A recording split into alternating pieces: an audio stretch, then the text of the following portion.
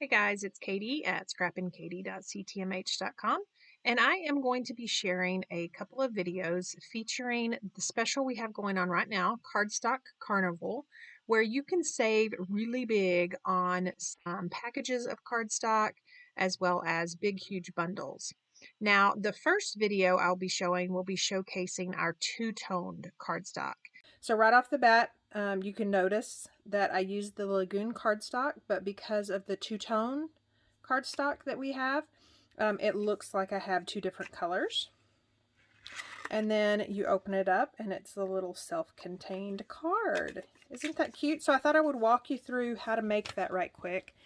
Now off camera, I am going to be using the circle shaker thin cuts and this biggest circle.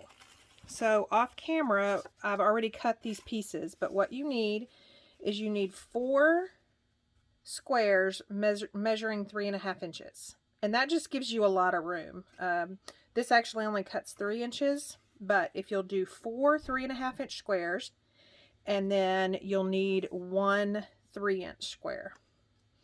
So I also wanted to show you a nifty trick. If you've done any of our corporate events lately, you've seen that Christina and Jill and whoever's using our die cut machine, you can double up on the cardstocks, and this thin cut will actually cut through 2 layers. So when I'm needing 4 circles, it's going to be a whole lot easier for me to just feed it through twice and cut 4 than one at a time. So on this particular one, I just made sure that one is the light side and one is the dark side.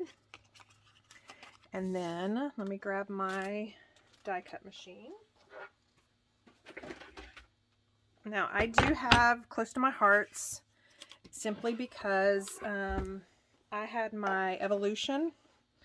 I loved it. This is the closest to the Evolution that I've ever seen.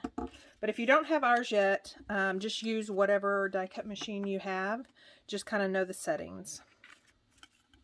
So I'm going to lay that thin cut up and then put those on top, and then put our cutting mat, and that way that blade actually cuts through this mat and not through my platform. You can see where I've actually cut through my platform. I don't mind. I really don't. But if you want it to stay pretty, that's what you need to do. So I'm going to run this through, and believe it or not, the pressure settings that I have, I only need to run it through once. There's no back and forth. So now I have a circle with the true Lagoon and one with the light. And then I'm going to do that again. Same sandwich, blade up, one light facing me and one of the true colors facing me, and then our cutting mat. And again, this could be with any color cardstock. I just chose Lagoon. I happen to have the PML card special that's going on right now, where you can get the Party Time and the Lovely. I had them on my craft table, and so the Lagoon is just a color that goes with this. And then I also had our new VIP cards, and I'm loving that rainbow color. So that's why I chose the Lagoon. Here in a second, you'll see the inks that I chose go with the Party Time as well. And so again, I have one of each circle. So let me move this off to the side right quick.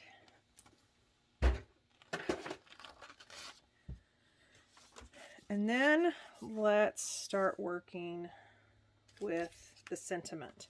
So this particular sentiment comes from the Hi Hello, and I just love it. I have some card makers, so I think this is going to be a really good stamp set for them if they haven't seen it already. I'm thinking if they see it in action here, they may purchase it. It's $18.95, and I'm also going to be showing an ombre effect. So I've chosen raspberry, nectarine, and flamingo. So my darkest color, raspberry, is going to go to the right. Nectarine is going to go in the middle. And then flamingo, or my lightest color, on the left. And then these are from our stitched square thin cuts, and it's that middle, and this is just the inside. This was what also popped out. So I'm just going to take that hello from me to you. I think it's just a generic sentiment. I think it's perfect for anything. I mean, if you wanted to make a bunch and have in your stash, it could be, you know, just because it's a Tuesday. It could be somebody's birthday, congratulations, whatever. So I want the lightest color on the bottom, and I always want to ink in the lightest color first, because as I go across the ink pads, in case the lightest color gets on a different ink pad, it's not going to matter as much. So I'm just going to, I don't think, can y'all see that? Let me scoot these down just a little bit. So I'm just going to put the bottom of this in that flamingo, and then kind of press down the middle. I'm trying not to press down on the 2U part very much, and the nectarine, and then move it to the bottom of the raspberry ink pad. So then I have that. I need to ink it up just a little bit more, be more forceful. And then I am just going to stamp it off onto my little stitch square. And then I am going to adhere it down to this 3-inch square that I cut. Now it won't matter that much. For the most part, this square is covered up. So it doesn't matter if you use the true color or the lighter color. Just going to adhere that down in the middle of there. And then definitely going to close these because I tend to drop things in them. And then now we can start with the circles. Now I am going to use a scoreboard to score mine, but you could also just freehand it. And then I'm just going to line them up flush with the edge. And since they're 3-inch circles, you want to score at 1.5 inches. So I'm going to hold 2 of them, and then I can score down these 2. And then I'm going to hold these 2 and score down 1.5 inches.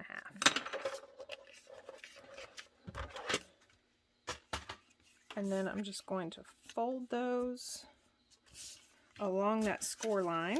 Now you can use your bone folder. Just be aware that you may have to add some ink distressing to the edges if you use your bone folder, because your cardstock might break. Okay, so now to adhere the circles. I tried it with liquid adhesive and tape adhesive. Liquid adhesive is almost impossible. It just dries too fast, unless you use a liquid adhesive that, close to my heart, doesn't sell and it doesn't dry fast. But it's really difficult. And even there, I should not have. So on the first circle that you do, you kind of want to leave one of those up, because the last circle has to tuck in, if that makes sense. So if you see, this is the true color of Lagoon. The next one we want to do on the non-tucked up side is a light circle. So I'm just going to add tape adhesive to this. And then this one can go all the way down. You don't have to worry about leaving anything up on that. And then another dark one. And again, it can go all the way down. And you just want to make sure, I'm sure y'all know, but you know, with score lines, you just want to make sure that you've left enough room for it to actually fold over. So then on this last one it's going to be the lighter side of Lagoon, tape all over, and then you're just going to tuck it behind here. And then you can push that side down on that very first circle. And that way you've got the same pattern mimicked on the back as you are going to have on the front. And again, this is just folding it in until it meets. And then you could also tie some ribbon. Let's grab some white ribbon. You could tie some ribbon. You could do some sort of thin cut on the front, you know, and only glue it to one of these flaps. That way when you open it, it still allows it to open. But I think any recipient of this cute little card is just going to love it. Now I did a 3" so I could use our thin cuts, our circle thin cuts, but you could really use any if you have, if you want to think of maybe a circle on the cricket and make it a little bit larger, whatever the case may be. So like you see there, a little ribbon, and then the recipient can pull it off or just untie it, and then they open it up. Isn't that cute? Okay, I just wanted to show you girls that. Remember that our cardstock special goes through the end of this month. They've got some fabulous deals, the even buy it all deal. I will leave a link down below to the special, and if you have any questions, please don't hesitate to ask.